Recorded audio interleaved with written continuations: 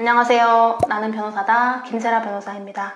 민사적인 분쟁의 법적 해결 수단은 크게 두 가지가 있어요. 소송이라는 게 있고 조정이라는 게 있습니다. 소송이라는 거는 당사자 쌍방이 어떤 권리를 주장하고 증거를 제출하면서 사실 인정을 다투면 판사님이 검토를 해보고 강제적으로 판사의 판결로서 분쟁을 해결하는 형태를 뜻합니다. 반면 조정은 어떤 증거로 사실 인정을 한다거나 권리가 인정되는지에 대한 법률적인 판단을 하는 것이 아니라 당사자 쌍방의 이야기를 편하게 들어보고 여러 가지 정황과 사정을 참작해서 당사자 쌍방 모두가 수긍할 수 있고 납득할 수 있는 수준의 합의안을 도출하여 분쟁을 평화적으로 해결하는 그런 형태를 뜻해요. 그래서 민사 조정 절차가 개시되는 방법은 크게 두 가지가 있습니다. 첫 번째는 당사자가 애초에 법원에 민사 조정 신청서를 내는 거예요. 그러니까 법원에 저는 조정을 하고 싶어요. 저는 합의를 하고 싶은데 그렇게 할 수 있도록 법원에서 절차를 마련해 주세요 라고 하는 거예요. 두 번째는 당사자는 조정할 생각이 없었어요. 그래서 소송을 접수했어요. 그러니까 강제로 판사님이 강제로 법으로 강제적인 판단을 해달라고 소송을 접수를 했는데 법원에서 사건을 검토해보니까 이거는 일단은 좀 조정을 해봐야 되는 거 아니냐. 그래서 법원에서 직권으로 조정 절차에 회부하는 경우도 있어요. 실무적으로는 그냥 소송을 접수를 했는데 판사님이 직권으로 조정에 회부하는 사례가 훨씬 흔해요. 그래서 굳이 설명을 하자면 부모 자식 간의 분쟁이라든가 형제 간의 분쟁, 그래서 특히 상속에 관한 분쟁, 그리고 손해배상 청구와 같은 금전 지급 청구에서 원고에게 피고가 어느 정도 금전 배상을 해줘야 된다는 그런 권리관계는 비교적 명확한데 구체적인 손해배상 액수 산정을 위해서는 복잡한 증거조사를 거쳐야 돼서 비용이 좀 과다하게 발생될 여지가 있는 사건이나 당사자 간의 감정 대립이 극심하고 이해관계인이 너무 많아서 여기서 설사 판사가 법대로 판결을 해서 강제적으로 해결을 한다 해도 후속 분쟁이 계속될 것 같다는 우려가 있을 때, 그럴 때는 판사님이 일단은 좀 조정을 해보자 라고 해서 직권으로 조정 절차 회부합니다. 근데 이제 변론기일이 잡히기 전에 조정에 회부되는 경우도 있지만 변론기일 1회, 2회, 3회 진행을 하면서 판사님이 조정을 회부할 수도 있어요. 그래서 민사조정제도는 당사자가 애초에 조정 신청을 할 수도 있고 당사자는 소송을 신청했는데 판사가 직권으로 조정에 회부하는 경우도 있다. 이렇게 이해하시면 됩니다.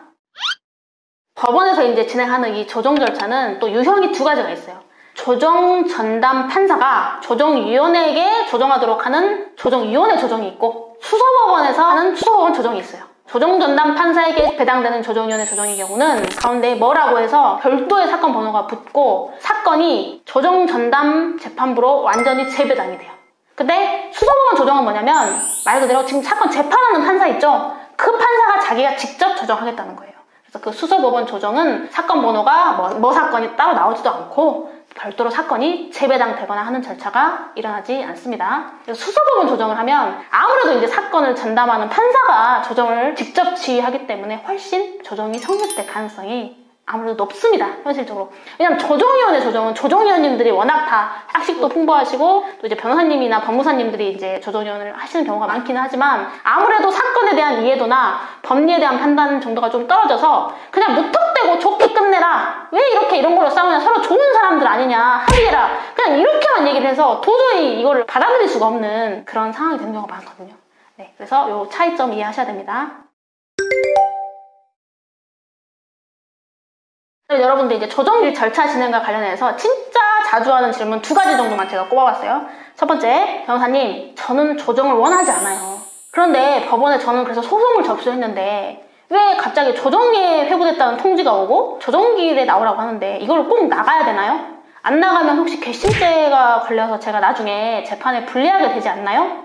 자, 이 질문이 많아요.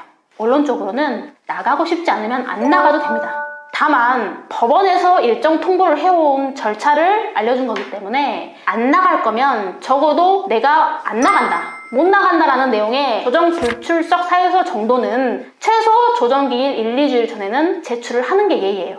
그래야 조정위원분이나 상대방도 헛걸음하지 않겠죠? 그 그거는 예의니까 그렇게 하라는 거고요.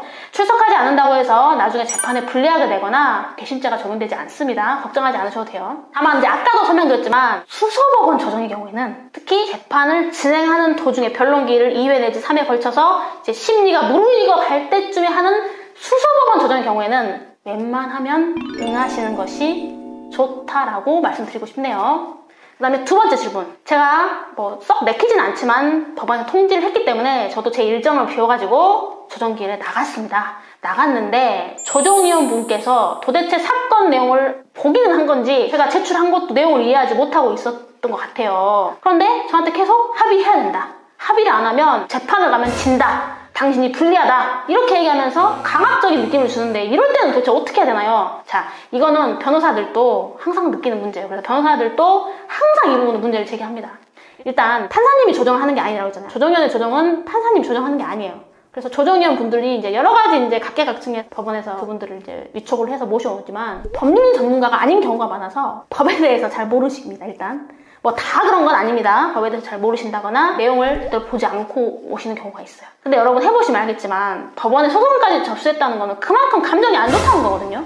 그런데 이거를 하해를 하라고 법원에서 불렀으면 최소한 어떤 내용에 대해서는 파악을 하고 내가 왜 이거를 지금 양보를 해야 되는지 납득할 수 있는 설명을 해준 상태에서 조정이 절차가 진행이 돼야 되는데 그게 아닌 거예요. 그냥 합의를 해라. 너 재판하면 불리하다. 네가 불리하다. 진다. 이렇게만 말하는 경우. 자, 이런 경우는 일단 그 자리에서 언성을 높인다거나 화를 낸다거나 조정위원에게 왜 제대로 보지도 않고 나한테 불리하다고 얘기를 하느냐, 왜 저 사람 편만 드느냐 이렇게 얘기하지 마시고 이제 조정위원이 이제 조정 조서를 지금 이 자리에서 써야 된다, 임의 조정을 해야 된다 이렇게 얘기를 하면 선생님, 조정위원님 제가 조금만 생각해보고 싶다. 그리고 저 혼자 결정할 수 있는 게 아니라 가져가고 의논해보고 싶다. 저도 웬만하면 잘 끝내고 싶다. 어떻게든 제가 잘하고 싶다. 근데 생각할 시간은 조금만 달라. 이래서 조정에 가름하는 결정, 그러니까 강제 조정이라는 게 있거든요. 그거를 좀 보내달라. 그러면 제가 충분히 생각해보고 조정하는 걸로 답을 드리겠다. 이렇게 얘기하시는 게 훨씬 깔끔해요. 나중에 강제 조정, 조정에 가름하는 결정문이 이제 오면 이의 신청하시면 돼요. 바로 이의 신청하세요. 어차피 조정 절차에 조정위원회 조정에서 무슨 얘기를 했는지를 뭐 재판하는 판사님이 일일이 그거를 확인한다든가 관여한다거나 왜 이의 신청했지? 전혀 그렇게 생각 안 하십니다. 그러니까 편하게 그냥 강제 조정 보내라고 해서 바로 이의 신청하시고 재판을 받으시면 돼요.